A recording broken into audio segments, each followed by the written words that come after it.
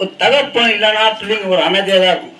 ஒரு தாய் இருந்தால் தகப்பனாக இருந்தால் தான் பிள்ளைங்க ஒரு மருதி இருக்கும். ஏன்னா ஒரு அனாதைன்னா ஒரு அனாதை பிள்ளைனுவோம், ஒரு தகப்பில்லாத பிள்ளையானுவோம்.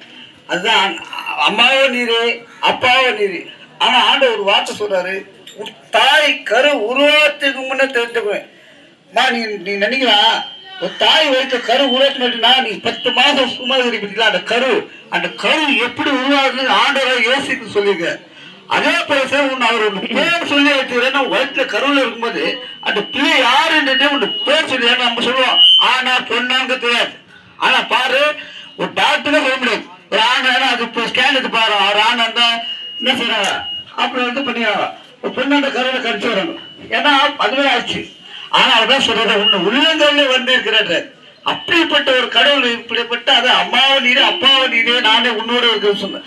அதான் சொல்றேன். ஆண்டவராக இயேசு சொல்றாரு, நான் ஆதியிலே உன்னை தேவனாக படித்தேன். ஆதி மனுஷனே நம்ம ஏழாவது காலத்துல இருந்து நம்ம செய்தோம். நம்ம என்ன பாவம் செய்தோம்னு சொல்றோம். ஆதியிலே செய்தது ஆறாவது செய்த பாவத்தை நம்ம இந்த காலத்தை செய்யணும். எங்க அம்மா செய்த பாவத்தை புள்ளி கல்விகாரில் போட்டுக்கிச்சு, எங்க அம்மா செய்த அப்பா செய்த பாவம் விட்டு அதெல்லாம் இல்லம்மா. நம்ம செய்யற ஆதிக செய்த பாவம். ஏன்னா ஏழாவதுக்கு கீழ்ப்படியாத தேவனுடைய வார்த்தைக்கு கீழ்ப்படியாத இந்த பாவத்திற்கு சம்பளம் மரணம் என்று சொல்ற. நீ என்ன சொல்ற, அது சாபத்தை வந்து வாங்கினா ஆதாரம் வந்து ஏழு கீழ்ப்படிவ. அதாவதுதான் ஆண்ட 2 பேரும் பிதா யோசுவாவுக்கு கீழ்ப்படிவ.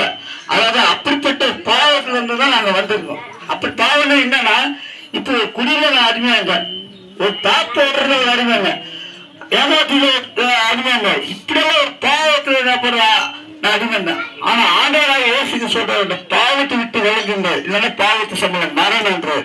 நீ எவ்வளோ பாவம் சார்ந்த செய்தியோ மரண நோக்கி சீக்கிரமா வரணும். அதுதான் சொல்றாங்க.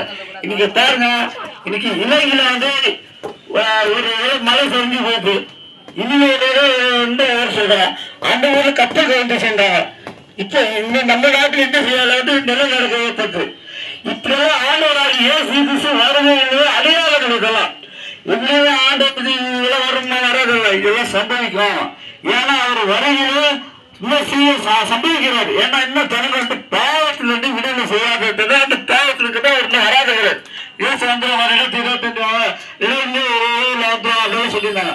ஆனா ஆண்டவர் தாமதிக்கிறார். ஏன்னா ஜனங்கள் வந்து பாவத்தில் இருக்கிறாங்க. அந்த பாவத்துல இருந்தா நம்மளுக்கு இப்படியெல்லாம் இருக்கும். இன்னைக்கு பாருங்க, குடியில 7 பேர் அடிமையாருவாங்க. 7 பேர் ஹாஸ்பிட்டல் சொல்றாங்க, கிட்னி போயிடுச்சு, ஒரு கெல்லியில போயிடுச்சு அப்படின்னா. இன்னைக்கு எங்க பார்த்தாலும் கெஞ்சா போதை அதிகமாகிடுது. இன்னைக்கு சிறு பிள்ளைகளை பாதுகாக்கிறதுக்கு யாரும் இல்லை. இங்க வந்து சிறு பிள்ளைல 17 வயசு பெரிய பேசுறாங்க, 15 வயசு பொண்ணு காப்பிக்கிறாங்க. இப்படியே தேசத்தை அசம்பாவ பாவங்கள் அசிங்கமா இருக்குது. இதுக்கு